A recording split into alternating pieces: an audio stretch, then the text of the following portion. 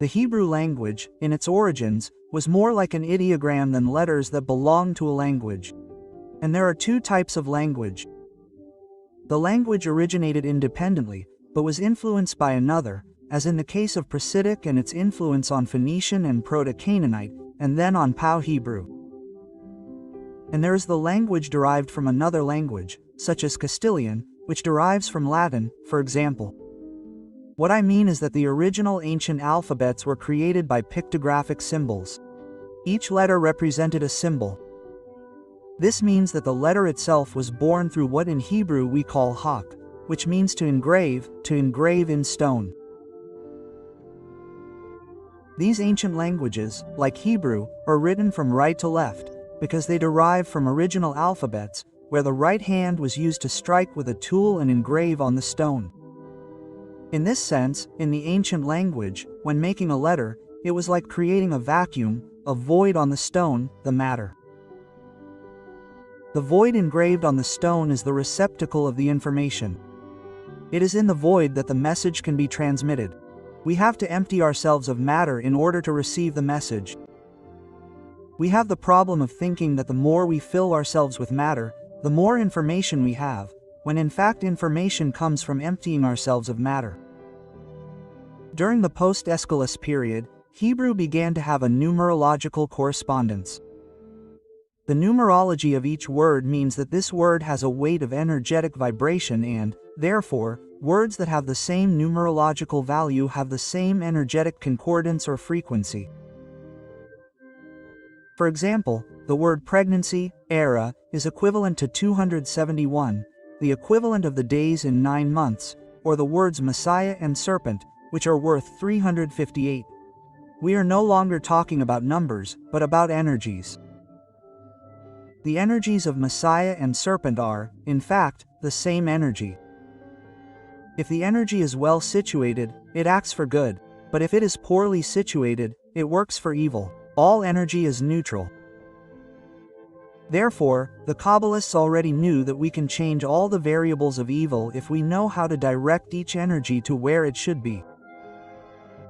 There is a method used by Kabbalists that consists of permuting the letters of a word to form other combinations, maintaining the same numerical value or revealing new hidden meanings.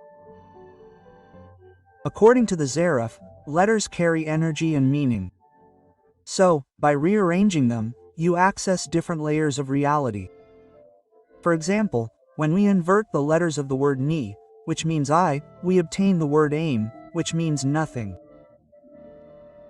This is an inversion used by mystics to represent Bichul Hay, the nullification of the ego.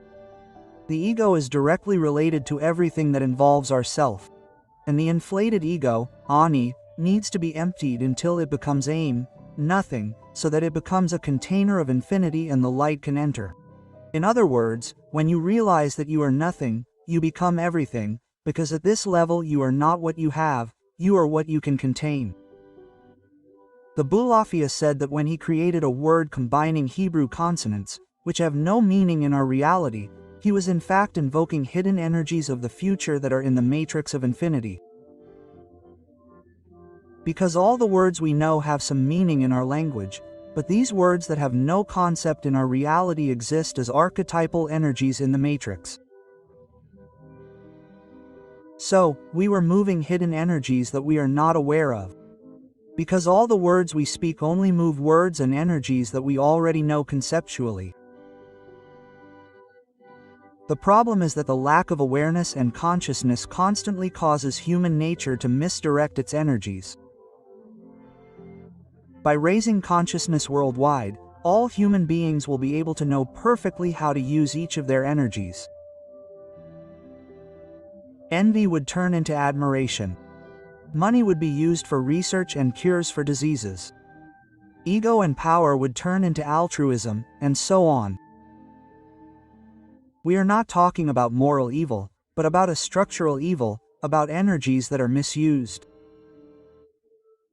Morality is related to culture and may often not be ethical, because the moral good of a people is actually a structural evil.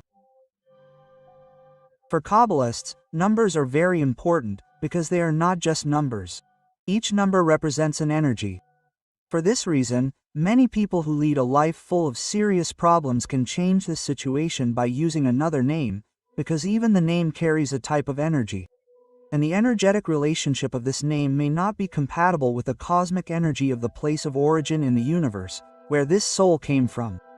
The universe is 14 billion years old, while hominids lived 4 million years ago and Homo sapiens 300,000 years ago, and technology, as we know it, is only 200 years old. Human beings are still young and all ethics have been evolving with human consciousness.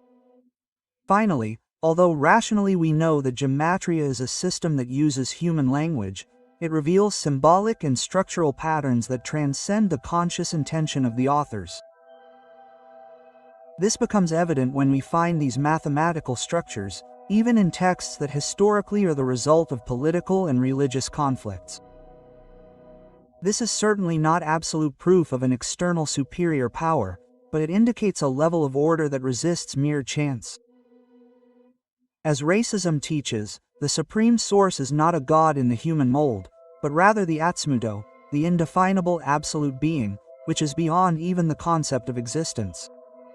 The Atzmudo is not light, it is not dimension, it is not creation, it is prior to and transcendent to all realities. It is not, because being already implies limits.